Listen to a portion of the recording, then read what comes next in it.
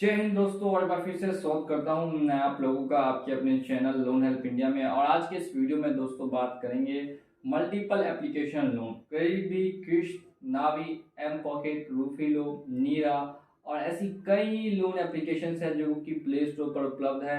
और एनबीएफसी का इनके पास लाइसेंस है, आरबीआई से रजिस्टर्ड है। 2023 फरवरी में इन सभी का लाइसेंस कैंसिल होने के बाद दोबारा इन सब का लाइसेंस रिन्यू किया गया था। और अब हम लोग बात करने वाले हैं कि क्या करना चाहिए, इन एप्लीकेशंस को क्या बंद कर देना चाहिए। क्या आप भी इस एप्लीकेशन से फंस चुके हैं और अब बाहर नहीं निकल पा रहे हैं? तो ये वीडियो आप लोगों के लिए बहुत ज़्यादा इंपॉर्टेंट है। तो एक बार फिर से स्वागत करता हूं मैं आप लोगों का आपके अपने चैनल पे।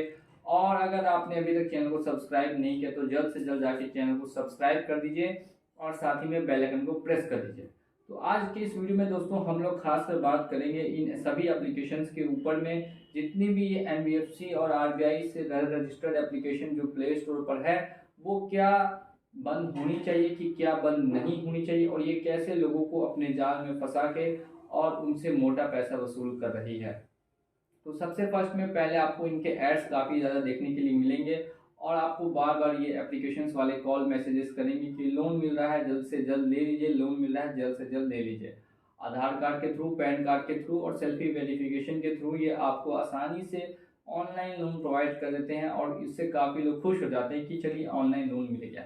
लेकिन आपको दोस्तों नहीं पता, अगर आपने एक बार लोन ले लिया, अगर 10,000 का भी लोन ले लिया, वो कब 1 लाख रुपए का लोन हो जाएगा आपको पता नहीं चलेगा। और अगर 1 लाख रुपए का लोन लिया है तो वो कब 5 लाख रुपए का हो जाएगा आपको बिल्कुल भी अंदाजा नहीं होगा। क्योंकि ज़्यादातर लोग लोन लेके या तो ऑनलाइन गेमिंग बेटिंग ऐप्स में लगा देते हैं पैसा, या फिर शेयर मार्केट में लगा देते हैं, या फिर किसी बिजनेस में लगा के लॉस कर देते हैं।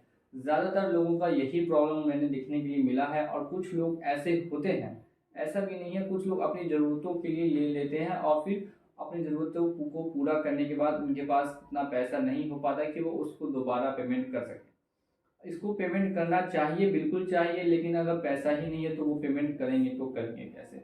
अब यहाँ पे आपको ये भी बात पता है कि इंडिया के अंदर में जॉब्स की भी कमी है। अगर जॉब मिलती भी है तो कम सैलरी पे स्टार्टिंग में मिलती है, तो ऐसे में पेमेंट करने में काफ़ी दिक्कत है उनको, जो अभी अर्ली स्टेज पे है, जो अभी अपना करियर बस स्टार्ट कर रहे हैं। तो मैं आपको बता दूं कि अगर आप भी ऐसे चक्कर में फंस चुके हैं, लोन ले लिया है, अब यहाँ आप भर नहीं पा रहे हैं, लगातार आपको कॉल्स पे कॉल्स आ रहे हैं, आपको नोटिस पे नोटिस ये एप्लीकेशंस वाले भेज रहे हैं, तो मैं बताऊं कि ये जितनी भी ऑनलाइन लोन एप्लीकेशंस हैं जो भी प्ले स्टोर पर है, ये सभी के सभी आप लोगों के साथ दोस्तों बहुत बड़ा धोखा ये करती है कि आपको बोलती है कि कम ब्याज पे लोन मिलेगा, कब इंटरेस्ट रेट लगेगा, लेकिन आपको नहीं पता अगर आपने 5,000 का भी लोन लिया है तो कम से कम वो एप्लीकेशन आपसे वापस 8,000 रुपया लेगी। आप सोच पा रहे हैं कितना हाई इंटरेस्ट रेट चार्ज करती है। एक साल में 50% से कम का इंटरेस्ट रेट किसी भी एप्लीकेशन का देखने के लिए नहीं मिला है। पर एनम की मैं बात कर रहा हूँ, यानी अगर आप लाख रुपए का लोन लिया है तो वो आपसे 1.5 लाख रुपए वसूली कर लेगा एप्लीकेशन वाला किसी भी कंडीशन में, लेकिन वो कर देगा। इतना मैं आपको बता रहा हूँ। ये एक और या दो लोगों की प्रॉब्लम, ये काफ़ी लोगों की प्रॉब्लम है। और इसके पीछे आरबीआई की गाइडलाइंस भी नहीं अभी तक निकली है कि कितना इंटरेस्ट रेट चार्ज करना चाहिए और क्या गाइडलाइंस होनी चाहिए। कॉन्टैक्ट लिस्ट पे ये जो कॉल करने की धमकी देते हैं, आपको डराते हैं, आपको परेशान करके मेंटल प्रेशर देते हैं, और कुछ लोग तो इसके चलते सुसाइड भी कर लेते हैं। तो ऐसा लोगों को नहीं करना चाहिए। मैं आपको फिर से बता रहा हूँ कि आपको यहाँ पे डरना बिल्कुल भी नहीं है। कि जितने भी ऑनलाइन लोन एप्लीकेशन है, जिन्होंने भी आपको लोन दिया है, वो किसी बेसिस पे नहीं दिया। सबसे बड़ी गलती इन्होंने यही की है। और आपको यहाँ पे डरना नहीं है, क्योंकि उन्होंने ना आपकी सैलरी देखी कितनी है, ना आपका पास्ट का बिजनेस देखा कि कैसा चल रहा है, और आपको सिर्फ और सिर्फ पैन कार्ड और आधार कार्ड के बेसिस पे लोन प्रोवाइड कर दिया। अब आपने उस पैसे को कहीं पर भी भले ही नुकसान कर दिया हो या फिर कहीं पर भी यूज़ कर लिया, अब वापस आप पेमेंट नहीं कर पा रहे हैं। वो एप्लीकेशन वाले आपको कॉल करते करते थक जाएंगे, नोटिस भेजते भेजते थक जाएंगे, लेकिन आपके ऊपर कार्रवाई नहीं कर सकते, बिल्कुल भी नहीं कर सकते। कोर्ट में तो जाने की दोस्तों बात ही छोड़ दीजिए, कोर्ट केस तो और भी आपके साथ नहीं हो सकता। आपने यहाँ पे उनको कोई चेक नहीं दिया जो वो आपको चेक बाउंस का केस करे। लेकिन कुछ एप्लीकेशंस होती हैं जो आपका ईसीएस ऑन करती है। ईसीएस ऑन करने के मामले में आपको क्या करना है, इस पर मैं वीडियो ऑलरेडी ला चुका हूँ, और अगर आपने नहीं वॉच की है तो फिर से ये वीडियो आएगी।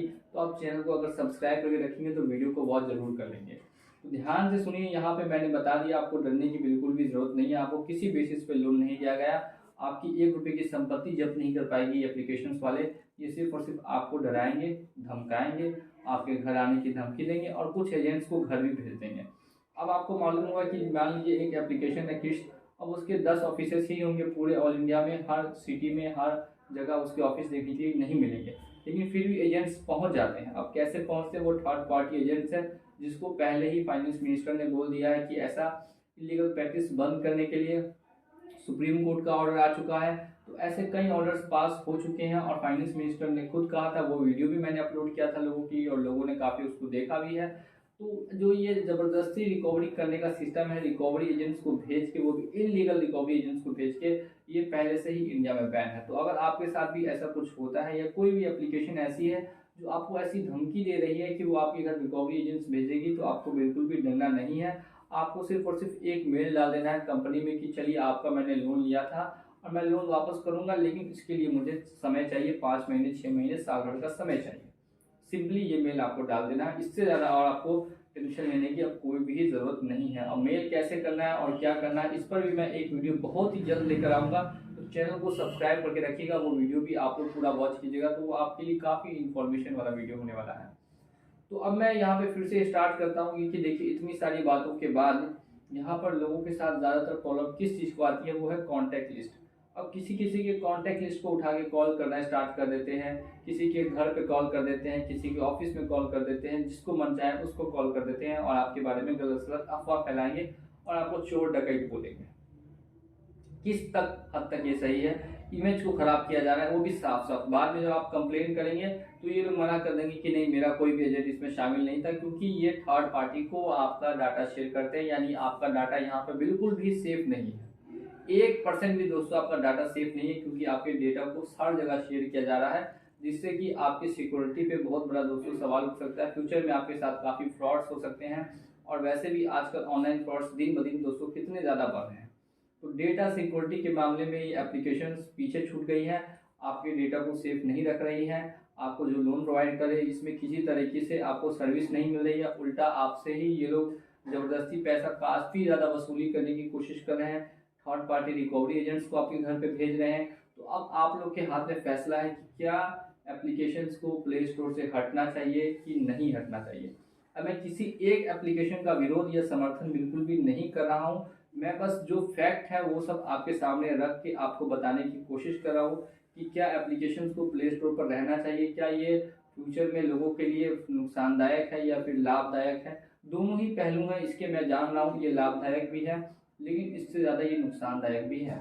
और ऐसे अगर चलते रहेगा तो हर आदमी का सिविल लो हो जाएगा और फिर ये एप्लीकेशंस वाले के लिए बिल्कुल भी दोस्तों दिक्कत की बात नहीं है, क्योंकि अगर ये 10 में से 5 का भी अगर लोन रिकवर करते हैं या 6 का भी लोन रिकवर करते हैं तो भी इनको काफ़ी प्रॉफिट बन जाता है। अब इतना हाई चार्ज, दिस और डैट लगाने के बाद, लोगों को डराने के बाद ये कंपनियां काफ़ी ज़्यादा प्रॉफिट में भी हैं। ये बात भी मैं आपको बता दूं, एम पॉकेट, क्रेडिट भी, इन सबको काफ़ी प्रॉफिट हो रहा है। और ये प्रॉफिट आखिर हो कैसे रहा है?